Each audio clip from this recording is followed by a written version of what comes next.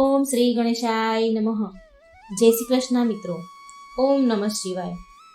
પવિત્ર શ્રાવણ માસ ચાલી રહ્યો છે અને આપણે હવે સાંભળીશું શિવજીની કથાઓ લીલાઓ.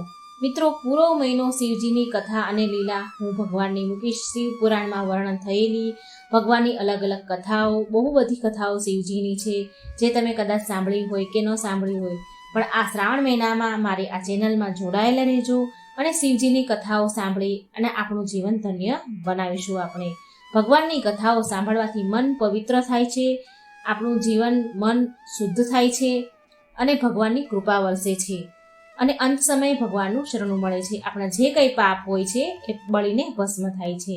તો મિત્રો, ચાલો આપણે સાંભળીએ શિવ પુરાણમાં વર્ણન થયેલી શિવજીની કથા. ઓમ નમઃ શિવાય. શિવ શક્તિની જય. મૃત્યુંજાય રુદ્રાય નીલકંઠાય સંભવે આશુતોષાય સર્વાય મહાદેવય તે નમઃ. પ્રિય ભક્તો, આજે આપણે સાંભળીશું દુઃખ દરિદ્રનો નાશ કરવાવાળી ભોળાનાથની કથા. આ કથા શિવ પુરાણમાં વર્ણન છે. શિવ પુરાણમાં કહેવાયું છે કે જે પણ ભક્તો આ કથાને શાંત મનથી ભક્તિભાવથી સાંભળે છે તો તેની જન્મોની દરિદ્રતા સમાપ્ત થઈ જાય છે, દરિદ્ર ધનવાન થઈ જાય છે, રોગી બીમાર રોગ મુક્ત થઈ જાય છે, ભાગ્યના દ્વાર ખુલે છે અને શિવલિંગ પર જળ ચડાવવાથી ક્યાં ફળની પ્રાપ્તિ થાય છે. અને શિવજી માતા પાર્વતીની કલ્યાણકારી આ કથા છે. જો તમને આ કથા પૂરા અંત સુધી તમે સાંભળી લીધી તો સાચું માનો તમે કે તમારી બધી મુશ્કેલીઓ પરેશાનીઓનો હલ ભગવાનના પ્રત્યેક શ્રદ્ધા અને ભક્તિભાવથી 100 ગણી વધારે વધી જશે. બધી જ પરેશાનીઓનો તમને હલ મળી જશે. તો આ કથાને પૂરા મનથી સાંભળજો. કથાને સાંભળવાથી પૂરો લાભ મળે છે અને અધૂરી કથા સાંભળવાથી ભગવાનનું અપમાન થાય છે. સાથે આ વિડીયોને એક લાઈક કરી ઓમ નમઃ શિવાયની જય જયકાર જરૂર કરી દેજો. શિવ પુરાણ અનુસાર એક ગામમાં એક ગરીબ બ્રાહ્મણ, તેની પત્ની અને તેના પુત્ર સાથે રહે છે. તેના પુત્રનું નામ છે સોમદત્ત. તે ગરીબ વૃદ્ધ બ્રાહ્મણ નિત્ય શિવજીને જળ ચડાવતા હતા, જળથી અભિષેક કરતા હતા અને તેની પત્ની બ્રાહ્મણને આ બધું કરે તો એને બિલકુલ પસંદ ન હતું. શિવજીની જે પૂજા પાઠ કરે આ બધું જોઈને એને બિલકુલ ગમતું ન હતું. આમ તો બ્રાહ્મણી પહેલાં તો બહુ પૂજા પાઠ કરતી હતી, વ્રત ઉપવાસ બધું જ કરતી હતી. આટલું બધું કરવા છતાં પણ તેની ગરીબી દૂર થતી ન હતી. જ્યારે બ્રાહ્મણ જુવાન હતો તો ક્યાંક કથાઓ કહીને પૂજા પાઠ કરીને દક્ષિણા લાવે અને એનાથી એના ઘરનું ગુજરાન ચાલે. છતાં પણ બ્રાહ્મણીએ આશા સાથે પૂજા પાઠ કરે કે ક્યારેક તો તેની ગરીબી દૂર થશે ને, પરંતુ તેની ગરીબી દૂર થઈ નહીં. હવે તો બ્રાહ્મણ વૃદ્ધ થઈ ગયા. તેની અંદર એટલી શક્તિ ન હતી કે તે ક્યાંય ગામે ગામ જઈને કથા કહે, પૂજા પાઠ કરવા જાય અને કમાય, એટલી એનામાં શક્તિ ન હતી. તે હવે બીમાર રહેવા લાગ્યા છે. ઘરમાં તો કમાવા વાળું કોઈ હતું નહીં. બ્રાહ્મણનો દીકરો સોમદત્ત ગુરુકુળમાં ભણે છે. હવે તો બ્રાહ્મણના ઘરમાં ખાવાના પણ ફાફા પડી ગયા. તો તેણે ગુસ્સામાં પૂજા પાઠ કરવાનું બ્રાહ્મણીએ છોડી દીધું હતું અને બ્રાહ્મણને પણ પૂજા પાઠ કરવાનું ના કહે અને કહે કે ભોળાનાથ અને અન્ય દેવી દેવતાઓની પૂજા કરતા કરતા ઘટપણ આવી ગયું, પણ ભગવાને આપણી ગરીબી દૂર ન કરી. આવું એને ક્રોધ આવ્યો એટલે એને ભગવાનની પૂજા પાઠ બંધ કરી દીધા બ્રાહ્મણીએ. હવે તો ઉપરથી એક અન્નના દાણા માટે તરસી ગયા છીએ, ફાફા પડી ગયા છે અન્નના ખાવાના, અને મારી તો મતી જ ફરી ગઈ હતી કે મેં દિવસ રાત ઉપવાસ વ્રત કર્યા, જપ તપ કર્યા અને મારું શરીર મેં સુકાવી નાખ્યું. હવે શું આપશે તમારો શિવજી, જે તમે શિવલિંગ પર જળ ચડાવી રહ્યા છો, કાયમ ભક્તિ કરી રહ્યા છો? પ્રિય ભક્તો, બ્રાહ્મણીની વાત સાંભળીને બ્રાહ્મણ કંઈ કહે નહીં. આટલું બધું ભગવાન વિશે બોલે પણ બ્રાહ્મણ કંઈ બોલે નહીં. તેને તો તેના આરાધ્ય ભોળાનાથ પર વિશ્વાસ હતો. હવે તો બ્રાહ્મણનો પુત્ર તેની શિક્ષા પૂરી કરીને ગુરુકુળથી પાછો તેના ઘરે આવી ગયો અને તેની માતા પિતાની સેવા કરવા લાગ્યો. એક દિવસની વાત છે. સોમદત્ત શિવ મંદિરમાં પૂજા પાઠ કરી શિવ મંદિરમાં શિવ ભક્તોને શિવ કથા સંભળાવી રહ્યો હતો. સોમદત્ત કહેતો હતો, એ સમયે કથા સાંભળવામાં આવ્યું હતું. એવું કહે છે સોમદત્ત કે જે ભક્ત ભગવાનની કથા સાંભળે છે તેના મનમાં જે કંઈ ઈચ્છા રહે છે તે બધી જ ભોળાનાથ પૂરી કરે છે. મનોકામના બધી ભોળાનાથ પૂરી કરે છે. પ્રિય ભક્તો, સોમદત્તની આ બધી વાત મંદિરમાં પૂજા કરવા આવેલા તે રાજ્યના રાજાએ સાંભળી લીધી અને એને આ વાત બહુ સારી લાગી, બહુ ગમી અને તેણે સોમદત્તને તેની રાજકુમારીને કથા સંભળાવવા માટે નોકરી પર રાખી લીધો. હવે સોમદત્ત રોજ રાજાની છોકરીને કથા સંભળાવવા જાય છે. ત્યાં દક્ષિણામાં જે કાંઈ મળે એનાથી તેના પરિવારનું પાલન પોષણ કરવા લાગ્યો. આમ છતાં પણ બ્રાહ્મણી ખુશ ન હતી કે સોમદત્તની માતા ખુશ ન હતી. તેણે કહ્યું કે મને મારા દીકરાના ભવિષ્યની ચિંતા છે. આપણું જીવન તો જેમ તેમ કરીને ગમે તેમ કરીને પૂરું થઈ ગયું, પણ મારા પુત્રનું જીવન હજી બાકી છે. આપણા મર્યા પછી તેનું શું થશે? આપણી ભક્તિ પૂજા પાઠનું ફળ લાગે છે ક્યારેય નહીં મળે. શું ભોળાનાથને મારું દુઃખ દેખાતું નહીં હોય? મારો પુત્ર રાજાના ઘરે જે પણ લઈને આવે છે એમાંથી આપણા ઘરનું ગુજરાન તો ચાલી જાય છે, એનાથી આપણા પૂરા પરિવારનું પેટ પણ ભરાઈ જાય છે, પણ બીજી આવશ્યકતાઓ, જરૂરિયાતો કેવી રીતે પૂરી થશે? ઈશ્વરે તેની આંખો કેમ બંધ કરી રાખી છે? શું મારા પુત્રને પણ આપણી જેમ ગરીબીમાં જ જીવવું પડશે જીવન? આવું એ બ્રાહ્મણને કહી રહી છે.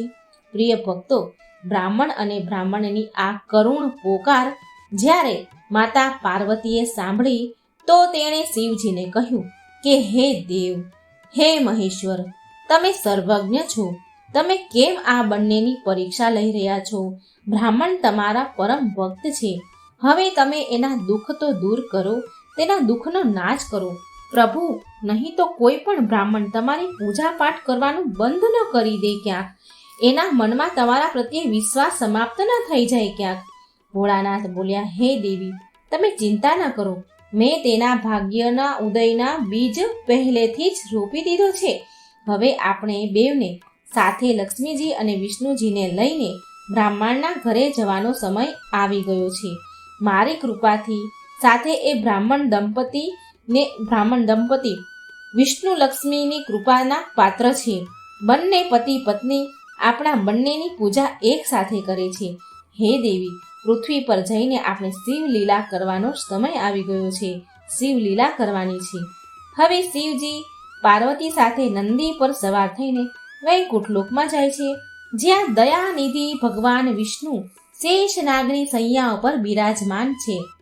માતા લક્ષ્મી તેના પગ દબાવી રહ્યા છે. ત્યારે શિવજીએ ભગવાન વિષ્ણુને પૃથ્વી પર જવાનું કહ્યું તો વિષ્ણુ ભગવાન બોલ્યા, હે દેવી લક્ષ્મી, ચાલો આપણા ભક્તના ઘરે જવાનો સમય આવી ગયો છે. હવે ચારેય દેવી દેવતા સાધુનું વેશ ધારણ કરે છે. પૃથ્વી લોક પર બ્રાહ્મણના ઘરે પહોંચીને અલખ જગાવી અને બોલ્યા, અલખ નિરંજન, અલખ નિરંજન, ઘરમાંથી કોઈ હોય તો બહાર આવો.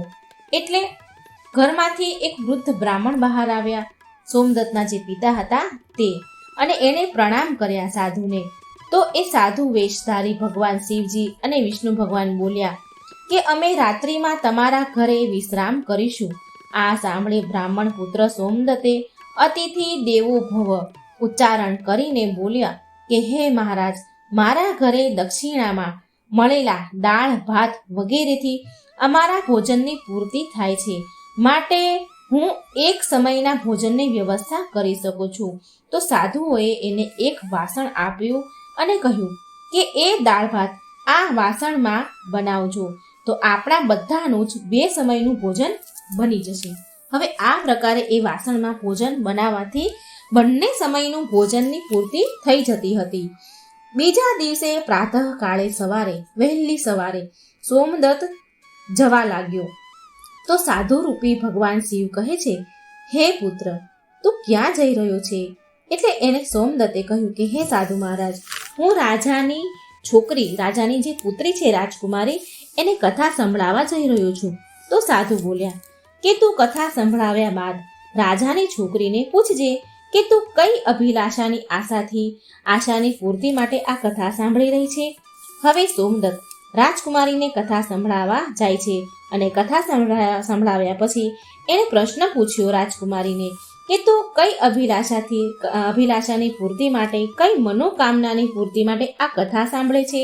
તો રાજાની પુત્રી બોલી કે હું એ અભિલાષાથી કથા સાંભળું છું કે મને એવો વર મળે જેની ચર્ચા બધાની જીભ પર હોય, તેના માથા ઉપર ચંદ્ર અને સૂર્યનો પ્રકાશ હોય, તથા એ ભાગ્યનો એવો ધનવાન હોય કે એના ચરણમાં લક્ષ્મી વસેલી હોય, તથા એવી જાન લઈને આવે કે અત્યાર સુધી કોઈ જોઈ ન હોય. હું આ અભિલાષાથી કથા સાંભળું છું.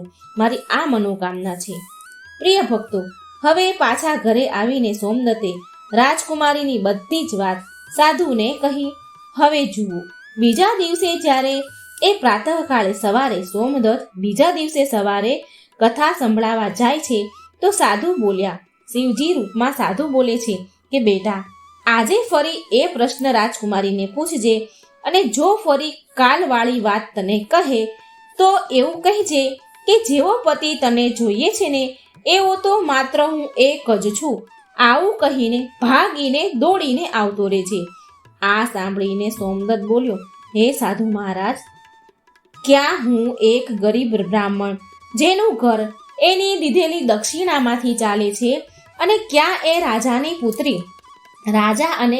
રાજા મને તો મારી જ નાખશે અને મને ને મારા પરિવારને મૃત્યુદંડ આપીને મૃત્યુને ઘાટ ઉતારશે. માટે હું આવું નહીં કરું. સાધુ બોલ્યા, ઠીક છે, અમે હમણાં જ તમને બધાને અને તારા પરિવાર સહિત શ્રાપથી બધાને ભસ્મ કરી દઈશું. સોમદત્ત તો પહેલેથી જ તેના ચમત્કારથી ડરેલો હતો. જે એને સાધુએ પાત્ર આપ્યું હતું એમાં ચમત્કારથી બંને ટાઈમનું ભોજન થઈ જતું હતું, એટલે એ તો પહેલેથી જ ડરી ગયેલો હતો. અને ઉપરથી આવો શ્રાપ આપીને ભસ્મ કરવાની વાત કરી એટલે સોમદત્ત તો વધારે ડરી ગયો. તેણે વિચાર્યું કે રાજા તો પછી મૃત્યુદંડ આપશે, આ સાધુ મહારાજ તો હમણાં જ તેના શ્રાપથી અમને ભસ્મ કરી દેશે. માટે સાધુને આશ્વાસન આપીને સોમદત્ત કથા સંભળાવવા માટે ચાલ્યો ગયો. કથા પૂરી થયા પછી સોમદત્ત કહે છે રાજકુમારીને કે કાલે તમે જે બતાવ્યું હતું એ અનુસાર જેવો વર તમને જોઈએ છે એવો વર તો માત્ર હું જ છું. આટલું કહીને સોમદત્ત એક ક્ષણમાં ફટાફટ ત્યાંથી ભાગીને દોડીને ઘેર આવી ગયો. રાજાની પુત્રીને તો એકદમ આઘાત પહોંચી ગયો. એની આંખો ફાટી રહી, એકદમ ધક્કો વાગ્યો એને. તેણે દાસી દ્વારા તેના પિતાને બોલાવીને બધી વાત કરી. રાજાએ આશ્વાસન આપ્યું કે એ દંડને પાત્ર છે. બ્રાહ્મણને એના આ કરવાની સજા જરૂર મળશે. રાજાએ તેના મંત્રી સાથે ચર્ચા વિચારણા કર્યા તો એક વરિષ્ઠ મંત્રી બોલ્યા, સોમદત્તે અપરાધ તો ફાંસી દેવા જેવો કર્યો છે, પરંતુ એક બ્રાહ્મણ છે, તેને ફાંસી આપવાથી એક બ્રાહ્મણ હત્યાનું પાપ લાગશે. કંઈક એવું કરીએ કે તેને દંડ પણ મળે અને બ્રહ્મ હત્યાનું પાપ પણ ન લાગે. પ્રિય ભક્તો, ઘણો વિચાર વિમર્શ કર્યા મંત્રીઓએ, બધા વિદ્વાનોએ ઘણા વિચાર વિમર્શ કરી અને પછી નક્કી કર્યું કે લગ્નનું નિમંત્રણ પત્ર અમુક શરતો સાથે મોકલવામાં આવ્યું. રાજાએ શરતોવાળું નિમંત્રણ પત્ર લખીને તેના નોકર સાથે, એના સૈનિક હોય જે દરબારના, એની સાથે સોમદત્તને ત્યાં ઘરે મોકલાવ્યું. હવે આ બાજુ સોમદત્તે ઘરે પહોંચીને સાધુને કહ્યું કે તમારા કહ્યા અનુસાર રાજકુમારીને મેં કહ્યું તો ખરી. રાજકુમારી તો બહુ ક્રોધી થઈ. મેં તમે કીધું ને એવું બધું જ કીધું, પણ એ તો ખૂબ ગુસ્સે થઈ. હવે જલ્દી જ ફાંસીનો સંદેશ પહોંચવાનો જ હશે. એટલી વારમાં થોડી વાર થઈ તો નોકર નિમંત્રણ પત્ર લઈને પહોંચી ગયો સોમદત્તના ઘરે. સાધુઓએ એ નિમંત્રણ પત્ર જે નોકર લઈને આવ્યો હતો એને સન્માન સહિત બેસાડીને આસન આપ્યું. સોમદત્તને નિમંત્રણ પત્ર સંભળાવવા કહ્યું. તો પત્ર આ પ્રકારે હતો. રાજાએ એવી શરત મૂકી હતી કે હે બ્રાહ્મણ પુત્ર, અમને તારો લગ્નનો પ્રસ્તાવ મંજૂર છે, પરંતુ સાથે સાથે અમારી શરતો પણ છે કે અમારી બધી જ શરતો પૂરી કર્યા પછી અમે અમારી કન્યાના વિવાહ તારી સાથે કરી દઈશું. જો શરત પૂરી નહીં થાય તો તને અને તારા પરિવાર સહિત ફાંસી દેવામાં આવશે. અને શરતો આ પ્રમાણે છે. પહેલી શરત છે કે જાનમાં આવેલા જાનૈયા માટે જે જાનઘર, જે ઉતારા બનાવેલા હોય, તંબુ છે, જે કંઈ ઉતારા જાનૈયાઓ માટે બનાવ્યા હોય એ બધા જ ભરેલા હોવા જોઈએ. એક પણ તંબુ ખાલી ન રહેવું જોઈએ. અને બીજી શરત છે કે જાનવાળા માટે આર્થિક સત્કાર માટે બધી જ જે ખાદ્ય સામગ્રી, જે રસોઈ બનાવી હોય એનો ઉપયોગ પૂરેપૂરો થઈ જવો જોઈએ. જરા પણ રસોઈ બાકી ન રહેવી જોઈએ. અને ત્રીજી શરત એ છે કે એવી અદ્ભુત જાન આવી જોઈએ કે જેની પ્રશંસા બધા વ્યક્તિના જીભ પર હોય. જાન આવવા બાદ જો કોઈ પણ શરત અધૂરી હશે તો જાનમાં આવનારા બધા જ લોકોને ફાંસી આપવામાં આવશે.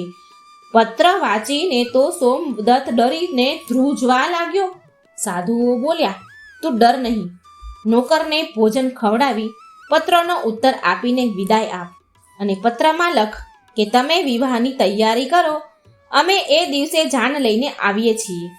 નોકરને ભોજનમાં દાળ ભાત પીરસવામાં આવ્યા અને નોકરની થાળીમાં ચમત્કારથી 36 પ્રકારના ભોજન થઈ ગયા. વિદાય કરતા સાધુઓએ શિવજી બનેલા જે સાધુ હતા, જે ભોળાનાથ હતા અને વિષ્ણુ ભગવાન હતા, તેણે મુઠ્ઠી ભરી ધૂણીની રાખ આપી પત્રમાં જવાબ લખીને વિદાય કર્યું. બહાર આવીને નોકરે જોયું તો તે રાખ નહીં પણ હીરા મોતી છે. એ તો બહુ ખુશ થઈ ગયો. રાજાએ સકારાત્મક જવાબ સાંભળીને વિચાર કરે છે કે એ ગરીબ બ્રાહ્મણ કોના ભરોસે આવું કરી રહ્યો છે?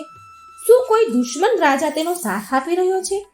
આ વિચારીને રાજાએ શહેરના તમામ બારાત ઘર, એટલે કે જાનના ઉતારા હોય, જાનૈયાના ઘર, તંબુઓ, ઘર બધું જ બનાવ્યું. શહેરના તમામ ઉતારાઓ બનાવડાયા, બારાત ઘર બનાવ્યા, શણગારી દીધા અને અનેક તંબુ, અસંખ્ય તંબુ તાણી દીધા. કેમ કે રાજાને વિશ્વાસ હતો કે વધારે જાનૈયાઓ, બારાતીઓ નહીં આવે અને એની શરત તૂટી જશે, શરત હારી જશે. આટલા બધા તંબુ અને બારાત ઘર તો કેવી રીતે ભરાય? શહેરના તમામ ઘર એને તૈયાર શણગારી દીધા. હવે આ તરફ સોમદત્ત તેની જાનમાં આવવા માટે જેને પણ નોતરે આમંત્રણ આપે એ વ્યક્તિ સોમદત્તને એવું કહીને ના કહે કે નહીં, તારો તો અંતિમ સમય આવી ગયો છે, અમે તારી સાથે મરવા માટે જાનમાં શું કામ આવીએ? આવી વાત સાંભળીને તે બહુ હેરાન થતો. કોઈ પણ જેને પણ નિમંત્રણ આપે એ બધા જ ના કહી દે. લગ્નવાળા દિવસે આમ કરીને લગ્નનો દિવસ આવ્યો. એટલે લગ્નના દિવસે સોમદત્ત દુઃખી થઈને બેઠો હતો અને સોમદત્તને દુઃખી જોઈને સાધુ મહારાજના રૂપમાં શિવજી કહે છે, પુત્ર, આજે તારા વિવાહ છે અને તું દુઃખી થઈ રહ્યો છે? તૈયાર થઈ જા, સજી જા, ધજી જા, તારા લગ્ન છે આજે અને અમારી સાથે ચાલ. તું કોઈ પણ વાતની ચિંતા ન કર, અમે તારી સાથે છીએ ને. એટલે સોમદત્તે ભાગ્યમાં જે લખ્યું હશે એ જ થશે આમ વિચારીને સોમદત્ત સાધુ સાથે ચાલતા થાય છે. મા લક્ષ્મી, મા પાર્વતી, શિવજી, ભગવાન વિષ્ણુ સાથે ચાલે છે. ભગવાન શિવજીએ જાનમાં આવવા માટે બધા જ દેવી દેવતા અને મનુષ્યના રૂપમાં આમંત્રિત કર્યા તથા ભૂત પ્રેત અનેક ગણોને પણ લગ્નમાં બોલાવી લીધા. જેના કારણે સજાવેલા જાનૈયાના જે ઉતારાઓ હતા, જે ઘર હતા, જે તંબુ હતા, એ તમામ ભરાઈ ગયા. ને તેમ છતાંય અમુક જાનૈયાઓ ઉતારા વગરના જ રહી ગયા. ઘટ્યા ઉપરથી જે રાજાએ તમામ શહેરના બધા જ ઘરોને શણગારી દીધા હતા, તંબુ અનેકો અસંખ્ય બનાવ્યા હતા, બધા જ ભરાઈ ગયા. 26 જાનૈયા વધ્યા અને રાજા પાસે તો સૂચના મોકલવામાં આવી કે જાનવાળાના ઉતારા માટે બીજી વધારે પ્રબંધ કરવામાં આવે. સૂચના મળવાથી રાજાએ વિચાર કર્યો કે ક્યાંથી આટલા જાનૈયા આવી ગયા, મારે જઈને જોવું જોઈએ. રાજા તો ઉતાવળે ત્યાં પહોંચ્યા. રાજાને આવતા જોઈને શનિદેવ અને શુક્ર ને બંનેને બાળકના રૂપમાં ભગવાન શિવજીએ બનાવી દીધા હતા. એટલે રાજાને આવતા જોઈને શુક્ર અને શનિદેવ બાળક બનીને ભૂખના કારણે ખૂબ રડ્યા. શિવજીએ બંનેને ખૂબ રડાવ્યા, બાળકના રૂપમાં રડાવી દીધા.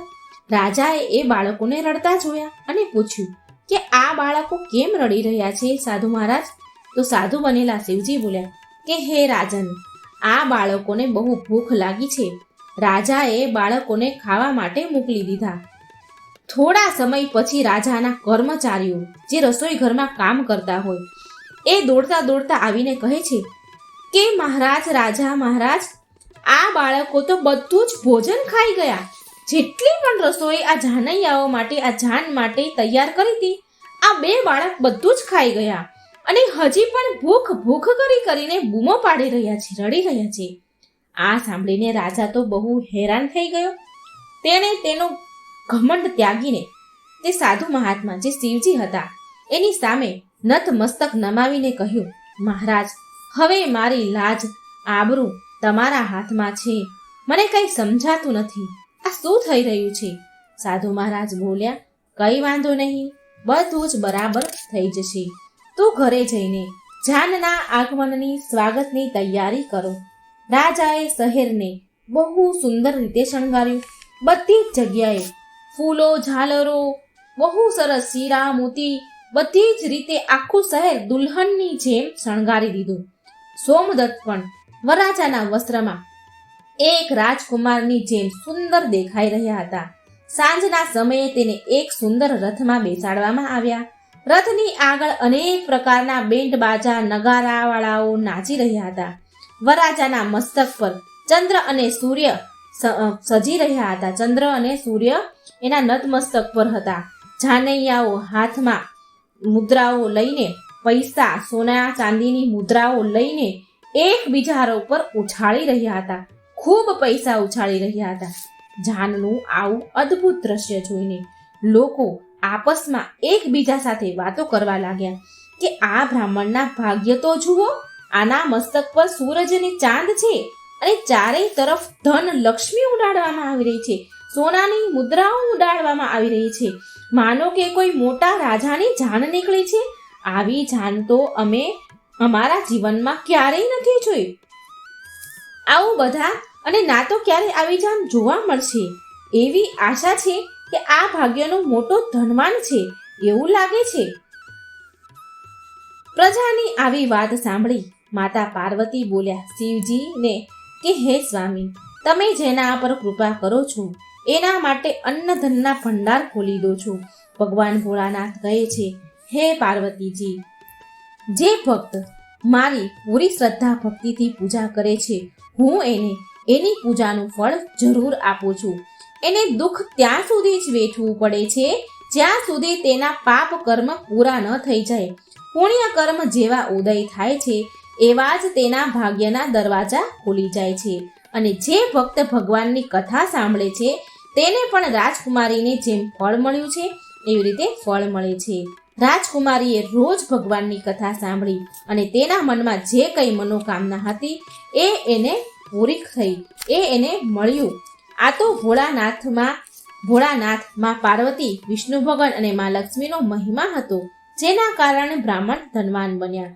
એની ઝૂંપડી પણ મહેલમાં પરિવર્તન થઈ ગઈ, સુંદર મહેલ બની ગયો.